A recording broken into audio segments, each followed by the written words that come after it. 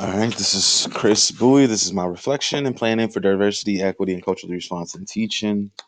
This is my video. So, in the first prompt, it says explain your personal development through the residency year as it relates to diversity, equity, and culturally responsive teaching, specifically talking about the achievement triangle.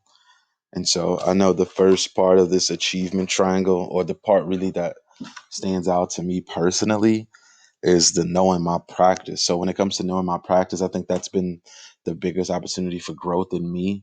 It's just, it says in the book that research shows that children of color and children in poverty are disproportionately exposed to teachers who are underqualified and underprepared. So I wanted to make sure that I was learning everything that I needed to learn, not only to be able to relate to my students, to be able to teach my students what they needed to be able to teach, but to really be an expert in the content, because I think if I'm not an expert in the content, that would really show with the students.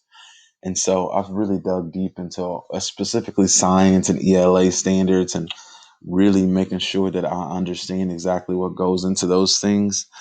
And with methods and with our seminar, I've done a really good job, I think, of really connecting to the content, but not only connecting to the content in a way that I'm like mastering the content, but also mastering in the content and then figuring out ways to, make that content relatable to my students. So I think that knowing my practice has been huge for me and my growth.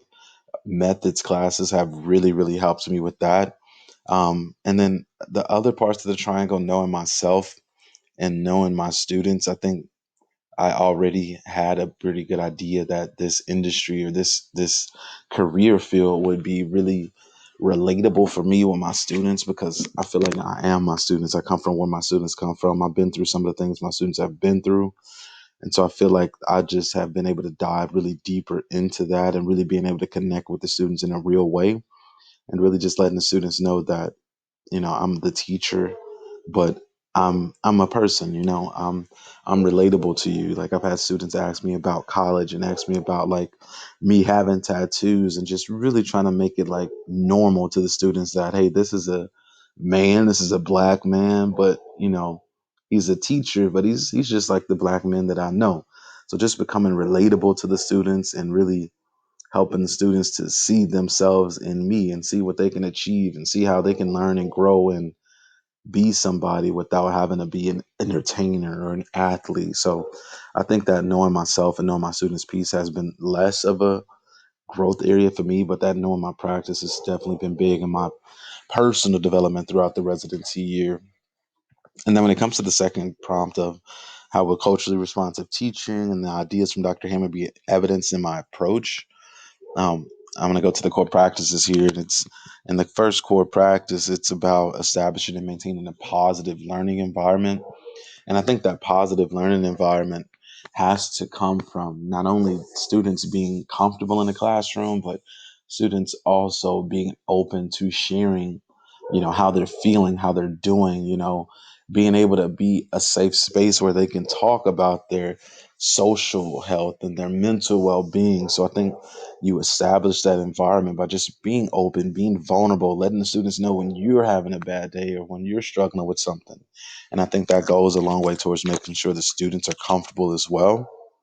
And on the second one is planning and implementing effective instruction. So I think with this, a lot of the content that we cover is, of course, necessary to meet our standards. So we have to make sure that content is not implicitly biased, that content is in a way that our students can relate to it. Honestly, the students have an idea of how this is going to affect them moving forward. Um, and it's like, I know in the book it talks about like implicit bias is not implicit racism. When we engage in implicit bias, it's rooted in neuroscience and related to our brain's effort to process large amounts of incoming data by using a shortcut we know as stereotyping.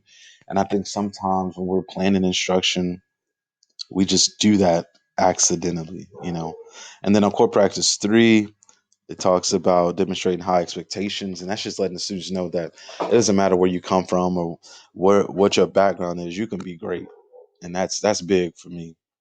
And then finally, invest in the students' family and the broader community. That's just about getting the parents involved, letting the parents know that we care about them, their students, and the community. And I think my school does a really good job with that.